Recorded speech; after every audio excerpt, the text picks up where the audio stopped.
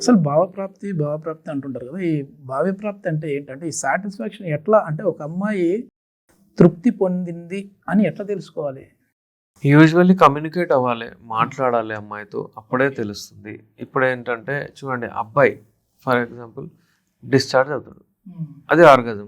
అమ్మాయి మరి అమ్మాయికి కూడా డిశ్చార్జ్ అవుతుంది, కానీ అమ్మాయి చెప్పదు, అది కనబడవు. ఓకే. మీకు తెలుసా, అబ్బాయికి అంగం ఉంది గట్టిగా, అలా అమ్మాయికి కూడా ఉంది అంగం. యోని పైన క్లైటోరిస్ ఏదైతే ఉంటుందో బటన్ కనిపిస్తుంది మీకు, అది లోపల వరకు స్ప్రెడ్ అయి ఉంటుంది, లోపల ఉంటుంది కాబట్టి మీకు కనబడదు. కానీ ఎరెక్షన్ అక్కడ కూడా వస్తుంది. బ్లడ్ ఇక్కడ అంగం గట్టిగా పడుతుంది, ఎరెక్ట్ అవుతుంది, అక్కడ అది కూడా ఎరెక్ట్ అవుతుంది. ఎరెక్టైల్ టిష్యూ అక్కడ కూడా ఉంటుంది, ఇక్కడ కూడా ఉంటుంది. అయితే ఈ అలాగే అమ్మాయిలకు కూడా ఆర్గాజం వస్తుంది. కొంతమంది అమ్మాయి చెప్తారు, ఇప్పుడు స్ట్రోక్స్ చేస్తున్నారు, డోంట్ స్టాప్, ఆగొద్దు, ఇంకొంచెం చెప్తారు, కమ్యూనికేట్ అవుతారు. అయితే అబ్బాయి కూడా తెలుస్తుంది, ఇప్పుడు చేయండి, ఫినిష్ చేయండి, ఓకే ఓకే, పీక్ మీద పోయినట్టు కనిపిస్తుంది, డౌన్ అవుతారు. ఇది ఆర్గాజం, తెలుసుకోవచ్చు మీరు ఫేస్ రీడ్ అంతా. కొంతమంది అసలు లైఫ్లో చెప్పరు, ఆర్గాజం ఏందో తెలియదు, ఏదో అతను వస్తాడు చేస్తాడు పోతాడు అన్నట్టు ఉంటుంది, అసలు రాదు. కానీ ఎడ్యుకేట్ అయ్యారు అమ్మాయిలు కూడా. అబ్బాయిలకి మనం ఎలా ఎడ్యుకేట్ చేస్తున్నాము, మన వీడియోస్ అమ్మాయిలు కూడా చూస్తారు. అమ్మాయిలు చూసి ఫోన్ చేస్తుంటారా? చూస్తారు, మా ఆయనకి మందులు కావాలంటే డెఫినెట్లీ వాళ్ళని పంపిస్తారు కూడా. మీ సిచ్యువేషన్ లో అంటే మీకు వచ్చిన పేషెంట్స్ లో వైఫ్ హస్బెండ్ ని తీసుకొచ్చిన సందర్భాలు చాలా ఉన్నాయండి. వాళ్ళే ఫోన్ చేస్తారు, వెళ్తారు. నిజంగా ఉన్నాయా? నిజంగా వాళ్ళు వెళ్తారు, ఫోన్ చేస్తారు, వాళ్ళు తీసుకొస్తారు. లేదా మా హస్బెండ్ చాలా అంటే నన్నే మాట్లాడమని చెప్పారు, ఆయన మాట్లాడలేరండి, ఆయనకు సిగ్గు ఎక్కువ, అందుకే నేను మాట్లాడుతున్నాను అని చెప్పింది.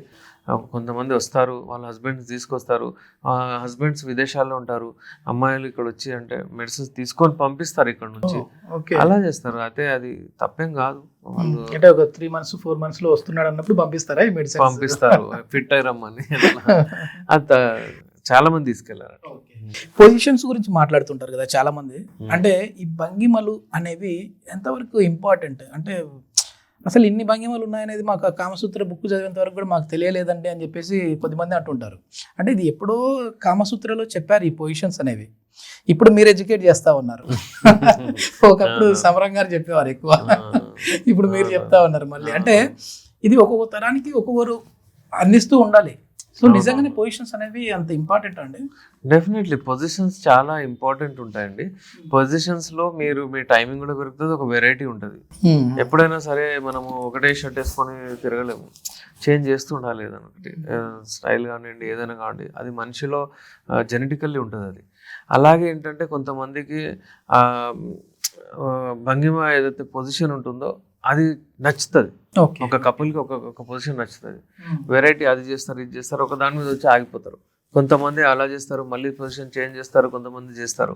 ఇవన్నీ నేను చూసేది ఏంటంటే 30-40s చేస్తారు చాలా మంది. ఇక 40 తర్వాత తక్కువైపోతుంది, ఒకటే మిషనరీ పొజిషన్లో చేసుకుంటారు.